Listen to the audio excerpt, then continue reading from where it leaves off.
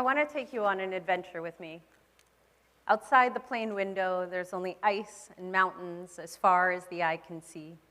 If it weren't for the engine noise, I think I could almost hear the ice below creaking and cracking along its slow march to the sea. Today I'm flying 400 miles into the interior of Antarctica from the coast to a destination I've been aiming at for years, the best meteorite hunting grounds in the world. 3 of my teammates and I are dropped off on a barren ice sheet in a 35-mile-an-hour headwind that makes our plane look like a helicopter when it lands.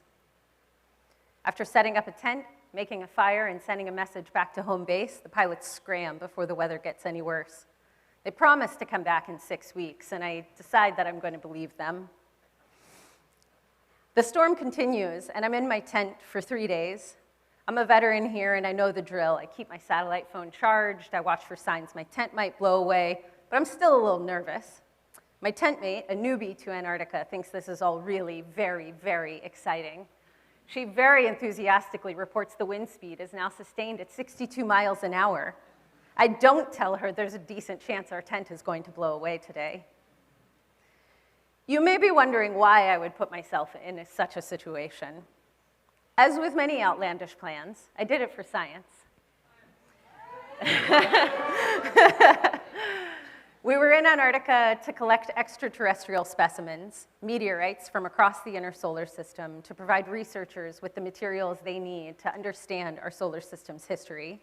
We'll skip the details, but at a very high level, meteorites offer a chemical snapshot of the environment in which they formed. We can then map our evolving solar system by analyzing a variety of these materials that formed at different times and locations.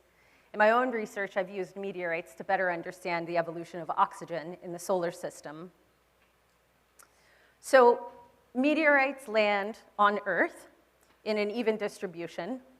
You have witnessed meteorites landing on Earth anytime that you've seen a shooting star. You may wonder why we'd go all the way to Antarctica. I also wondered if there weren't better ways to get frostbite. There are a few reasons. You may know Antarctica is home to the world's largest desert.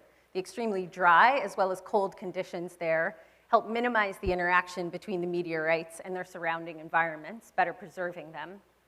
Freedom of scientific investigation and cooperation is also protected in Antarctica, so researchers have access to meteorites that are collected there.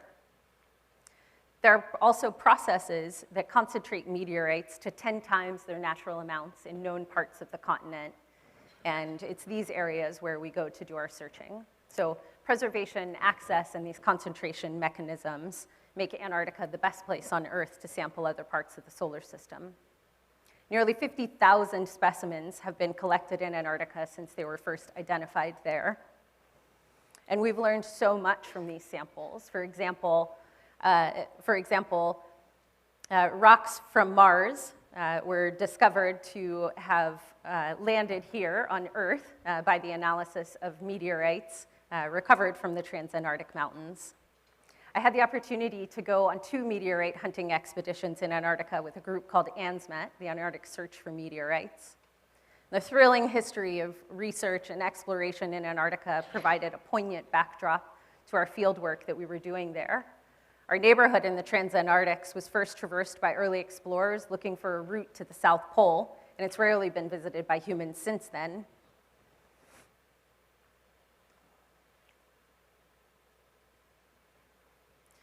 We remember this history with a treasured nightly tradition, reading aloud the journal entries on that calendar day in 1911 from the explorers racing to the South Pole, Scott, Amundsen, and their teams. You'll notice little has changed about how we set up our camps in the last 100 years. There's been one very crucial upgrade to our tents.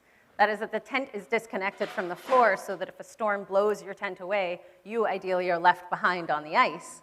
Any Antarctican will tell you it's always a good idea to sleep with an extra set of long underwear in your sleeping bag. As we near the end of our field season, I reflect on the explorers who came here before us. The final journal entry, by Scott before he died in his tent trying to get home reminds us that progress can be risky and is sometimes quite costly. He says, "We took risks, we knew we took them, Things have come out against us, and therefore we have no cause for complaint. Lucky for me, polar exploration is much less deadly these days. Traveling home, I'm filled with gratitude for the opportunity to contribute to this vital mission of expanding our understanding of our place in the solar system and the broader universe. Also, running water. I'm extremely grateful for running water. Thank you.